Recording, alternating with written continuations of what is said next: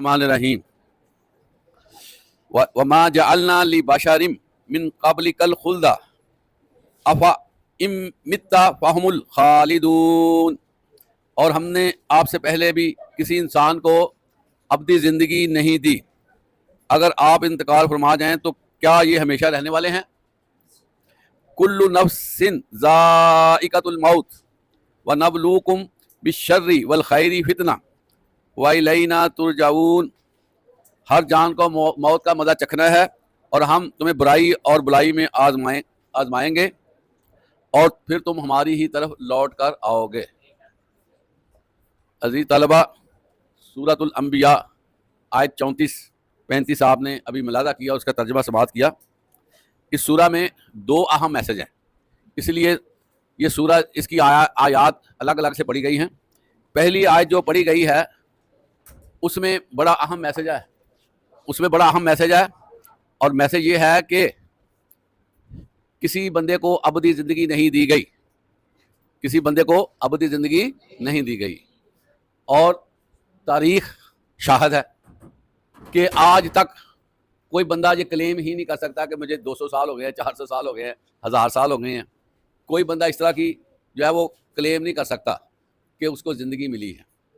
اور عزیز طلبہ، جتنی موت کے بارے میں لوگوں کو یقینی طور پر علم ہے نا، کسی اور چیز کے بارے میں علم نہیں، تو اس میں اللہ تعالیٰ نے یہی بات فرمائی ہے کہ یہ موت آ کر رہے گی۔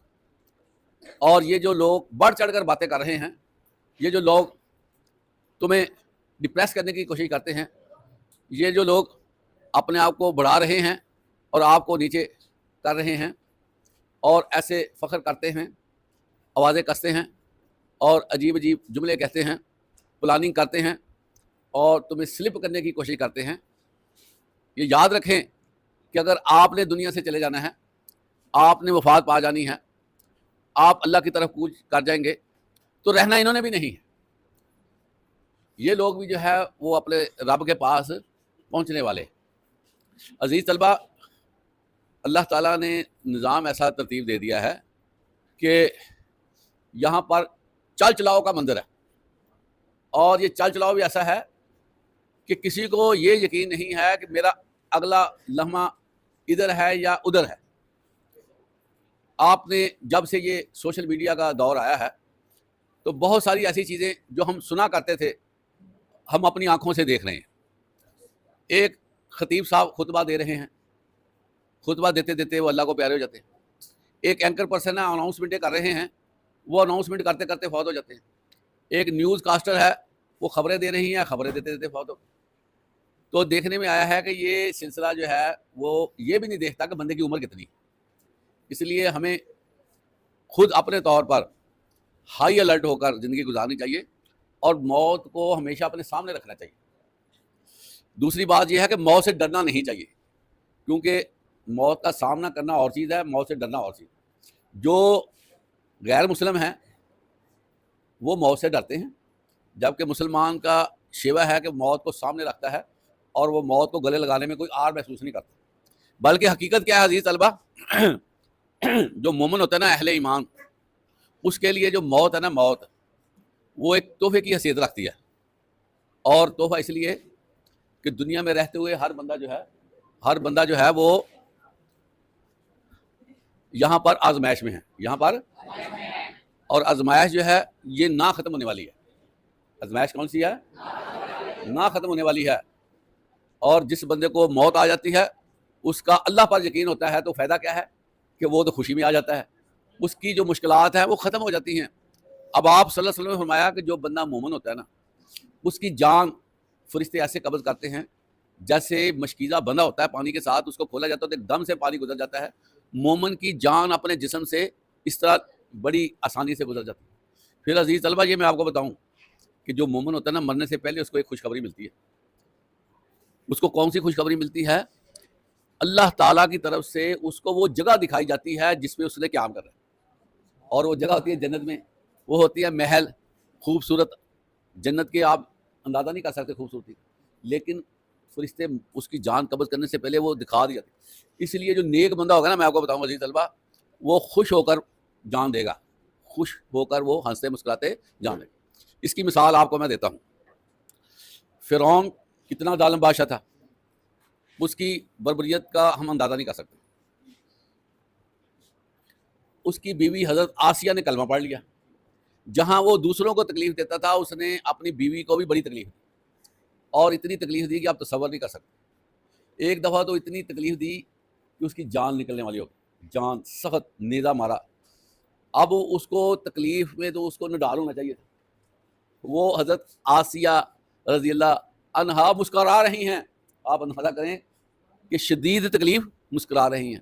وجہ کیا ہے؟ کبھی غور کیا وجہ کیا ہے؟ اللہ نے اس کے محال دکھا دیا، اللہ نے وہ جگہ دکھا دی جہاں پر وہ آپ صلی اللہ علیہ وسلم دنیا سے کوچ کرنے والے تھے۔ حضرت فاطمہ آپ سے ملنے آئی، پتہ کرنے آئی، تو اپنے والد کو دیکھ کر رو دی۔ بچی تھی، باپ بیمار تھے، بخار تھا، آپ صلی اللہ علیہ وسلم کو بہت زیادہ بخار تھا، اتنا بخار کہ کئی ٹب جو ہے وہ پانی کے ڈال کے آپ کے جسم کو ٹھنڈا کیا جاتا تھا، اتنی شدید جو ہے وہ علالت تھی۔ اب جب بچی نے حضرت فاطمہ رضی اللہ عنہا نے یہ کیفیت دیکھی تو حضرت فاطمہ جو ہے وہ رونے لگے۔ اب آپ صلی اللہ علیہ وسلم نے اپنی بیٹی کے کان میں یہ بات کہی، وہ ہنس پڑی، اور اس کے بعد جو ہے پھر کیا تھا کہ اللہ کے نبی دنیا سے چلے گئے، اور پھر نیا وقت شروع ہو گیا۔ کچھ عرصے کے بعد حضرت عائشہ رضی اللہ عنہا نے حضرت فاطمہ سے یہ پوچھا کہ فاطمہ اس وقت آپ کے ابو نے آپ کے بارے میں کیا بات کی تھی کان میں، بتائیں۔ ذہن میں تھا کہ اللہ کے نبی نے کان میں کو بات کہی ہے۔ وہ کیا کہنے لگی پتہ آپ کو؟ وہ کہنے لگی کہ اللہ کے نبی میرے ابو مجھے فرما کے گئے ہیں، اے فاطمہ تم جنت کی عورتوں کی سردار ہو گئی، جس میں مجھے خوشی ہوئی، میں خوش ہو گئی۔ تو اس طرح جو ہے وہ مومنین کو اللہ تعالیٰ خوشخبریاں دیتا ہے۔ مومنین کی جو تکلیف ہوتی ہے نا عزیز طلبہ، وہ اس کو آزمائش کہا جاتا ہے، وہ تھوڑی دیر کے لیے ہوتی ہے، اور اس لیے آزمائش ہوتی ہے کہ اللہ تعالیٰ اس کو مزید جانچ لے، پرکھ لے کہ یہ میرا بندہ ہے، تکلیف میں کوئی اور تو نہیں بڑ بڑ کرنے لگ گیا، کوئی اور تو نہیں باتیں کرنے لگ گیا، کوئی اللہ کی ناشکری تو نہیں کرنے لگ گیا۔ بعض اوقات لوگ جو ہے نا تکلیف میں آ کر ایسی باتیں کہہ جاتے ہیں جو پچھلے عمل ہوتے ہیں وہ بھی ضائع ہو جاتے ہیں۔ ایک بندہ تھا، ایک بندہ جنگ میں بڑا طاقت سے لڑ رہا تھا، صحابی تھا، نوجوان صحابی۔ آپ نے کہا یہ بندہ مجھے لگ رہا ہے جیسے جہنمی ہے۔ صحابہ کرام بڑے حیرت زدہ ہوئے کہ یہ بندہ اللہ کے لیے جہاد کر رہا ہے تو کیسے یہ؟ تو پھر کیا ہوا؟ وہ بندہ لڑتے لڑتے اتنا زخموں سے نڈال ہو گیا، اس کو شدت سے زخم آئے کہ جب وہ گر پڑا تو اس نے نا خود اپنے اوپر جو ہے کھنجر مار لیا اور خودکشی کر لی۔ تو آپ صلی اللہ علیہ وسلم کی یہ جو ہے نا بات سچی ثابت ہوئی کہ وہ تو جہنمی، تو جو بندہ خودکشی کرتا ہے آپ کو پتہ جہنم۔ اس لیے عزیز طلبہ جب کوئی تکلیف آئے نا، جو پرابلم ہو جائے، تو پھر بھی اللہ کا ذکر اچھے الفاظ میں کرنا چاہیے، گلے شکوے نہیں کرنے چاہیے، اپنے آپ کو نا ذرا مضبوط کرنا چاہیے۔ اور لا یکلف اللہ نفسا الا وسعہا، اللہ فرماتے ہیں میں کسی بھی بندے کو اس کی جان سے زیادہ تکلیف نہیں دیتا۔ اس لیے کبھی تکلیف آ جائے صبر کرے، اور جو بندہ صبر کرتا ہے نا عزیز طلبہ، اس کے جسم کو جو تکلیف پہنچی ہے نا، اللہ تعالیٰ اس کو اس کا اجر عطا کر دیتے ہیں۔ اگر ذہنی تکلیف پہنچی ہے پھر بھی، جسمانی پہنچی ہے پھر بھی، اگر اس کو مالی تکلیف پہنچی ہے پھر بھی اس کا ثواب ہوتا ہے۔ اس لیے ہر لمحہ ہر لحظہ اللہ کے ساتھ تعلق میں رہیں، اور غمی اور خوشی میں اللہ ہی کو پکاریں، اللہ تعالیٰ ہر پکار کو سننے والا ہے۔ اور باقی دوسری آیت کی جو تشریح ہے وہ کل انشاءاللہ کریں گے۔ وآخر دعوانا الحمدللہ رب العالمین۔